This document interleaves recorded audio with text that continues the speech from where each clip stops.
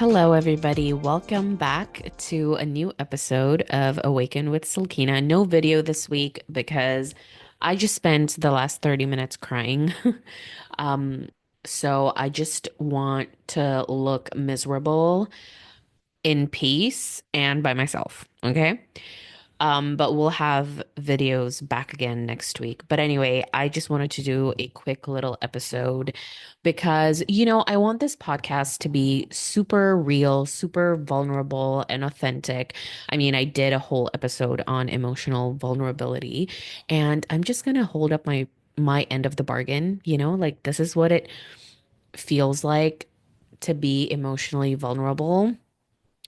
And this episode, I'm basically going to talk about what my cat taught me about long-term gratification and delayed gratification. Okay.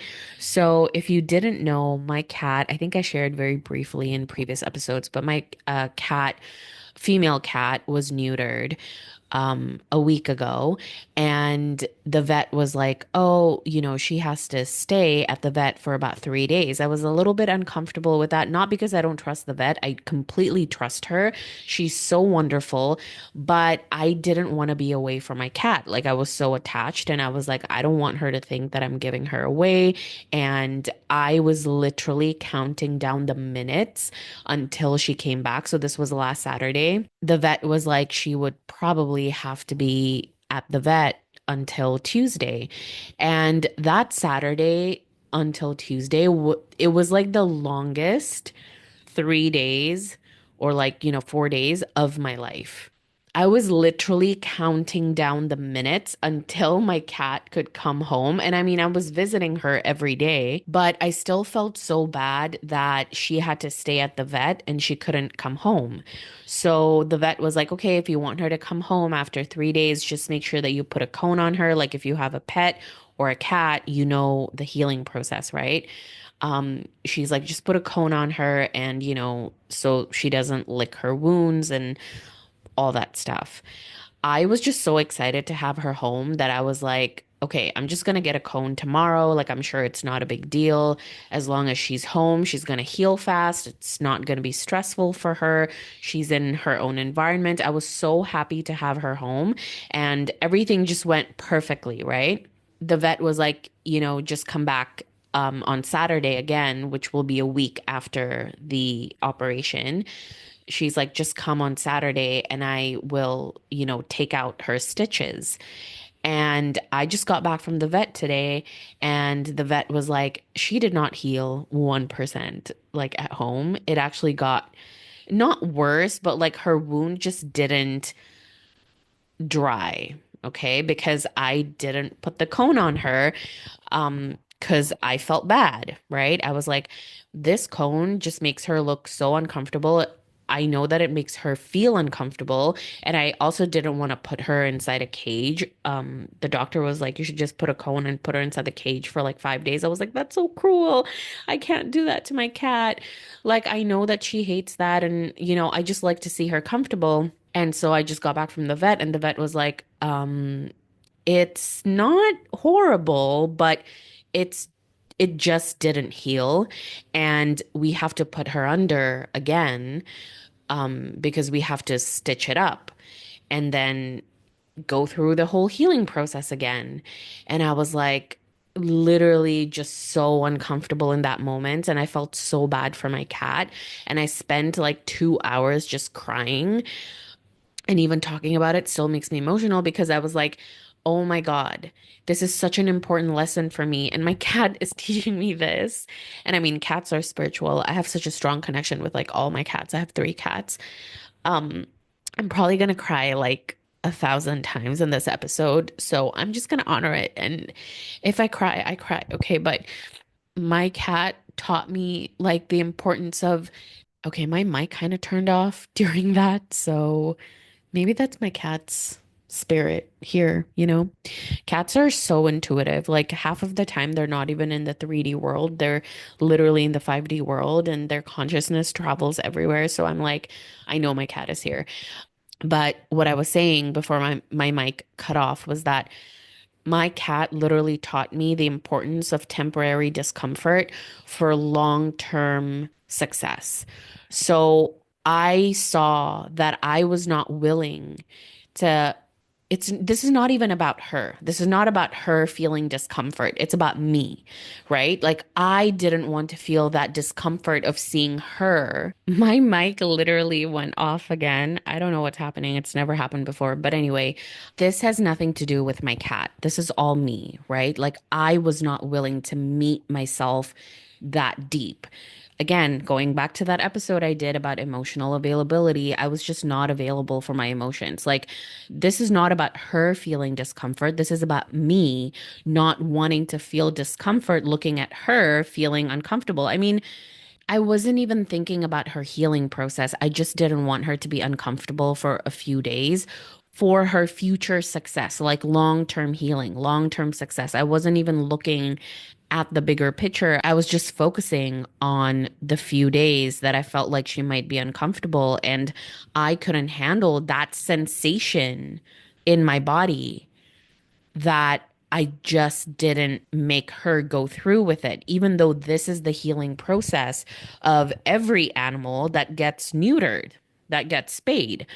And I was talking to a few of my friends who are pet owners, and they're like, why didn't you put a cone on her? And I'm like, I don't know. I just thought that it wasn't that important and that it's not a big deal. And I just trusted that she would heal without it. And my friends were like, animals don't have self-control. Like, of course, it's uncomfortable for them, but this is ultimately for their long-term good, right? It's not like you're torturing them willingly.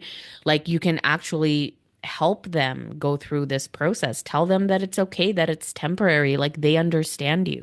So when I was at the vet and I saw her wound and it didn't look good, it didn't look bad or anything like that, but the vet was like I just can't fix this while she's conscious. Like I have to put her under and she has to go through surgery again, like anesthesia. And she's like, I just have to restitch it. And in that moment, I just felt so bad. And I was literally apologizing to her because I was like, I am so sorry. But also, in a way, it's beautiful because you can use every single moment to meet yourself deeper.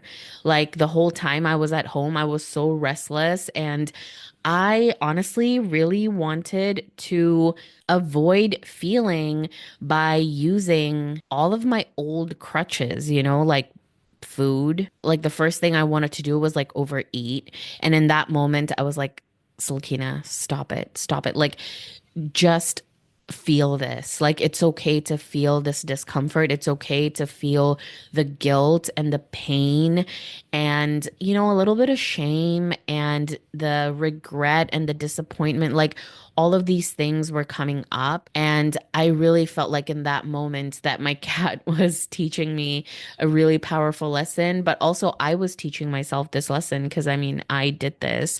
And I live with my parents, so I was telling my mom, I was like we didn't even take care of her, like the vet was saying that the cone was so mandatory, like it wasn't even an option. But my vet was like, when it's just starting to heal, it gets a little bit itchy, and usually cats will lick their wound. And so she was like, the cone was kind of mandatory, like it wasn't an option. And I was telling my mom that I just could have been better and I wasn't, but I also wanted to give myself grace and just forgive myself because I've never had pets before. This is my first time having a female cat, and apparently they heal differently to male cats. So my male cat was neutered and both of them healed in like a day.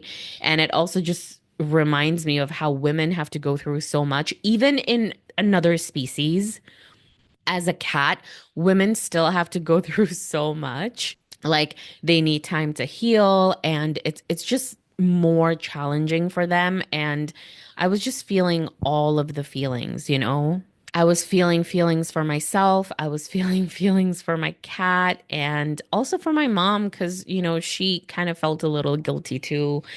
And I immediately booked a session with an animal communicator. And I basically told her, I was like, look, this happened and all that stuff. And she was like, okay, you can ask me any questions. I was like, honestly, I don't really have any questions to ask. I just want to apologize to my cat for like not honoring this process of healing and for taking it so lightly, just for not being as informed as I could. And honestly, it's not even about being uninformed because the doctor literally told me, the doctor's like, do this. And I just decided to not do it. And so this is on me. And I just felt a lot of guilt. And I told the animal communicator that my cat basically was like, yes, it's uncomfortable. And yes, it kind of stings a little bit. My wound stings, and I was getting better. And I didn't think that I was going to come back to the vet. But ultimately, she was like, I'm okay. Like, you don't have to overthink, and everything is going to be okay. Oh my God, I'm going to cry again. But my cat was basically like, she basically told the animal communicator, she's like, can you tell my mom not to be so hard on herself? And I was like, that's literally what my cat would say. But also, I feel like it's like my higher self sending me that message through my cat because I was beating myself up so much that my cat, was just like became the voice of my soul. And my cat was like, everything is good. Like, don't worry about it. Like, everything is going to be okay. And try not to overthink and just chill because it's all going to be good. And the vet also told me that, it's not like a deep wound or it's not like a big operation like last week. It's just literally to clean the surface of the wound and then just like re-stitch it. But I was just already feeling guilty myself. So I'm interrupting this episode to let you know that if you have been resonating with this conversation and you're ready to deepen your spiritual awakening, I want to invite you into my new course, Awakening the Soul. This is a guided journey to reconnect with your soul's wisdom and step into the version of you that's been waiting beneath all the layers of fear and conditioning. Inside, you'll find powerful meditations, activations, and practices to help you remember who you truly are. Listen, your awakening is not random. It's a calling. And if you're ready to answer it, I invite you to join Awakening the Soul today. You'll find all the details in the show notes. I cannot wait to walk this beautiful journey with you. Back to the episode. That really helped me, like getting that message from the animal communicator because my cat understood that it's not my fault. And she's actually okay, like staying at the vet for however long. She was just like, can you bring me my own food? And I was like, yes, I will. And she was like, I just want my own bowl because I don't want to share other people's bowl. Okay, ma'am, tomorrow I'm gonna go to the vet and I'm gonna, like take care of your needs. But another thing that I think my cat taught me too is that healing requires patience. And I think this is something that I was starting to forget. Sometimes you just want things to happen really quickly and you want things to happen instantly.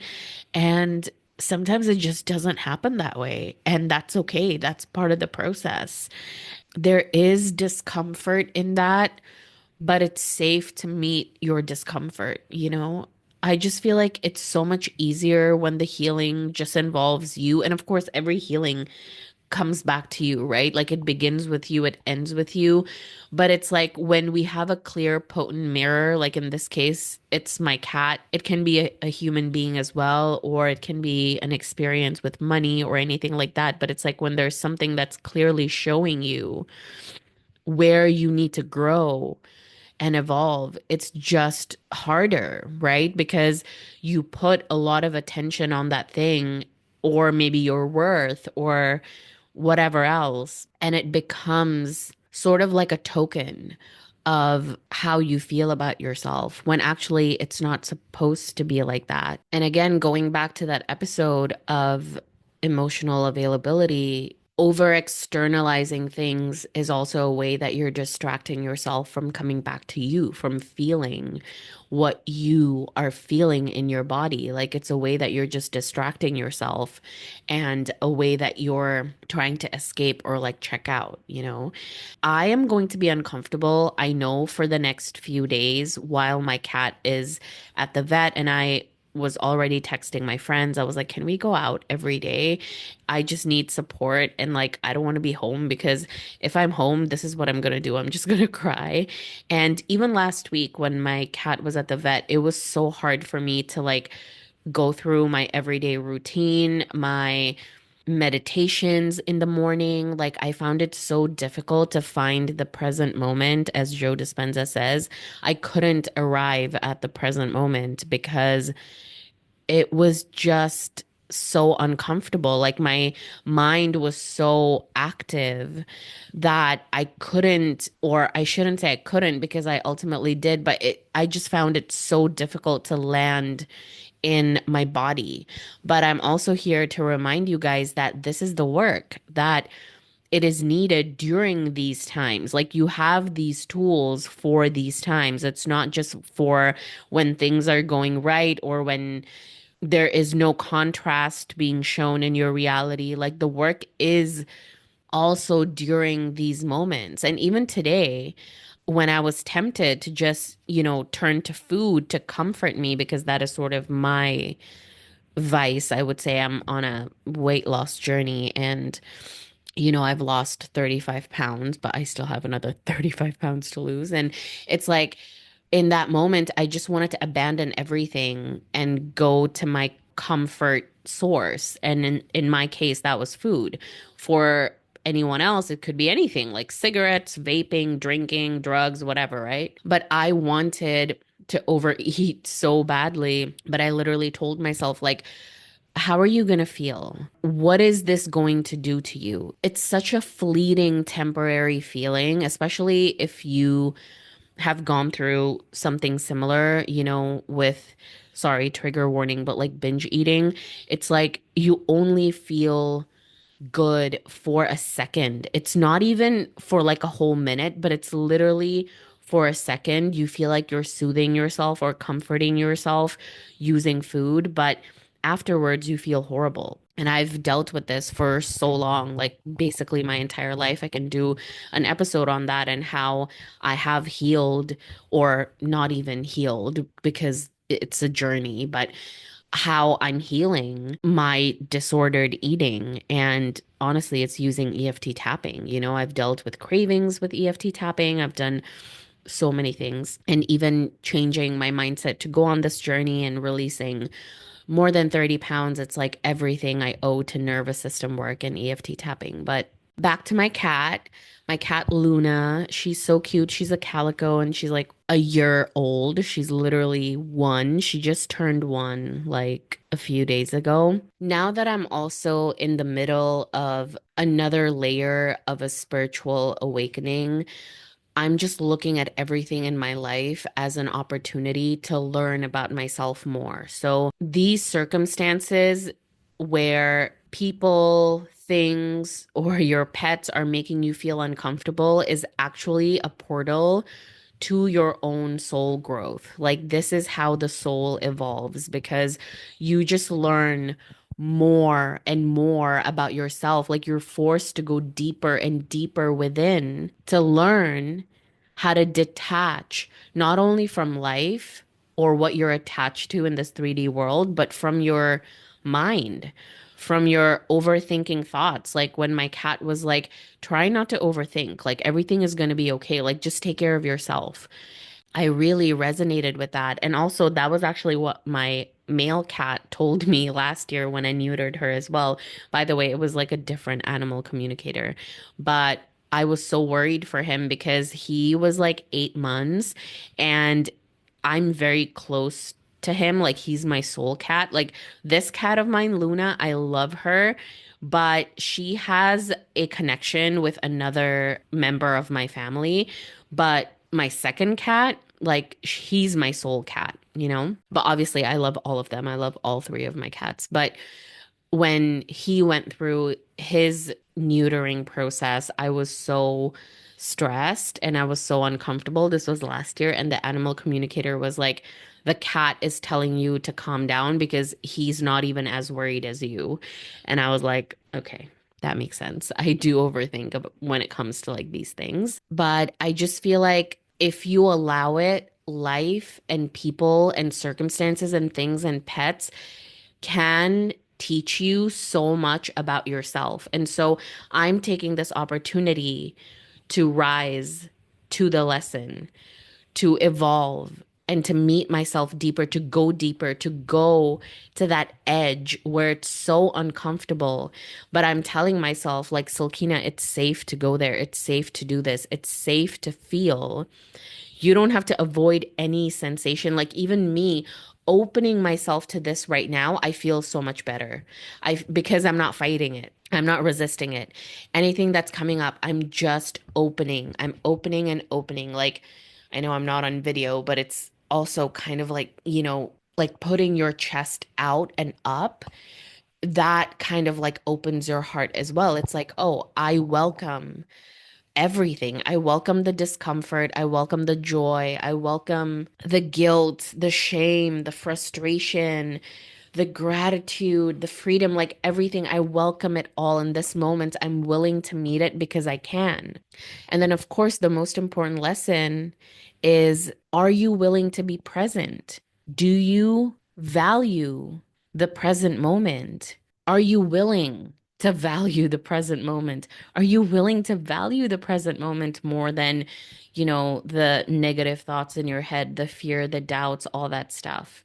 And again, even me talking about it right now, this is how I'm coaching myself and healing myself and soothing myself. Like, I'm so glad that I have this platform and this podcast, but this is a way that I'm healing as well. Because talking about this, I can feel my heart opening and closing and opening and closing. And I can feel like, where I'm resisting, right? It's like when I think about my cat sleeping with a cone at the vet in like a small little cubicle, like that makes me so fucking uncomfortable. And even in this moment, I'm telling myself, okay, feel that discomfort. What's the worst that could happen? That you feel that discomfort? Is that the worst thing that could happen? So you can ask yourself that same question. When somebody is not treating you the way that you expect them to, when things are not going the way that you planned, what is the worst that could happen if you meet that sensation in this present moment? Like, just keep opening.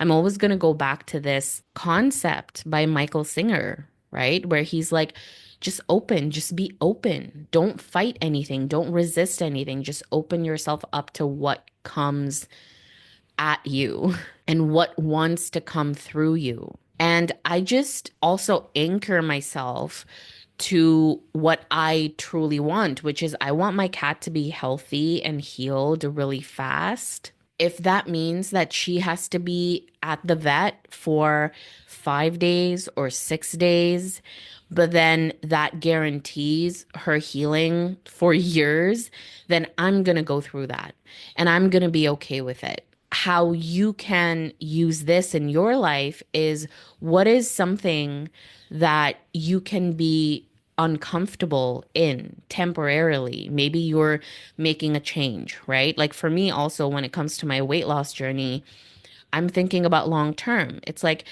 if the food that I'm eating does not align with my goals, then I don't look at that as deprivation because it's not. It doesn't align with my future self.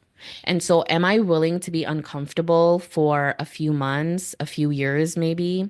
But this will guarantee my long-term success. So, can I put the fork down? Can I sit with that discomfort of saying no to something when I'm out with my friends? Can I feel that discomfort in that moment, but know that I'm guaranteeing success for my future? So I really want to thank my cat Luna for teaching me this really valuable lesson, which I think I've always known Luna, but I think she's really driving this lesson home for me. And I'm just taking every opportunity and everything in my life as a way to evolve and to grow, to connect with myself deeper. Because through all of this, I've had to really meet parts of me that I didn't even know existed. And I'm really glad that Luna taught me about the importance of delayed gratification, that healing doesn't happen in an instant. Healing is uncomfortable, but that's okay. That's part of the process. And if you can keep sticking it out with the discomfort, just keep feeling the sensations in your body. And this doesn't mean that you don't honor the emotions that are coming up because, I mean, I've cried. How many times have I cried in this episode, even? But I've cried a few times today. And it's not that I'm not allowing myself to cry. I'm actually crying through it and I'm allowing myself to feel everything, but just not from a lens of a victim, not like I can't believe I didn't know any better, like I'm so stupid, like why didn't I listen to the vet, all that stuff, but it's more like, okay, I know I should have known better. I didn't do better, and that's okay. I'm still going to forgive myself. I'm going to accept that this is where I'm at, and I'm going to be there and support my cat through this. Like, I'm going to visit her every single day. I know that everything is going to be okay. So I just need to remind myself that I would rather go through 1 week of discomfort than forever. So when I shift my mindset that way, I feel excited that my cat is at the vet and that she's taken care of and that I trust my vet and she's actually so wonderful. She's so sweet. And I can sort of reframe it and say, thank God that, it's only been 4 days and my vet was able to catch it and to say that, hey, if we don't do this right now, it could get worse. And I suggest that she just stay here, like overnight so we can do the surgery tomorrow. And then if you want to bring her home, it's totally fine. If you have a cage and a cone at home, like you can take care of her. And if you want her to be at the vet, that's also fine. We can take care of her. And I was like, actually, that is the blessing that wherever my cat will be, she will be taken care of, that everything is going to be okay. And so it's going to be up to me. Do I want her to be at home? I mean, even if she were at home with the cage and the cone, it's going to be uncomfortable. And even if she's at the vet, it's going to be uncomfortable because I don't know what she's doing and I don't know where she is. So I'll see how it goes tomorrow at the vet. But I thought that I would share this little lesson that I'm going through currently and to also show you guys that it's okay to feel feelings. It's okay to cry. It's okay to be vulnerable. And, I get a few hundred listens on my episodes. And so, even thinking about 100 something people listening to me cry is uncomfortable. But also, I want to show you guys that it's real. Like that happens and it's normal. And it doesn't mean that there's anything wrong with you or that there's anything wrong with your life. It's just the way it is. Okay. Anyway, thank you so much for listening. Share this episode with any of your friends who you think would benefit from this conversation and share it on your social media as well. Maybe there will be people that are following you that would resonate with this conversation. Thank you so much for listening. Please comment below if you're listening to this on YouTube. And if you're listening on Spotify, you can also comment. There is a feature now on Spotify to comment. Don't forget to rate my podcast 5 stars on Spotify and Apple Podcasts. I truly, truly appreciate that because it helps the algorithm send it out to more people. Okay. Thank you so much for listening, and I will see you next week. Bye. And I love you. Luna also loves all of you, by the way. Luna loves you. Bye.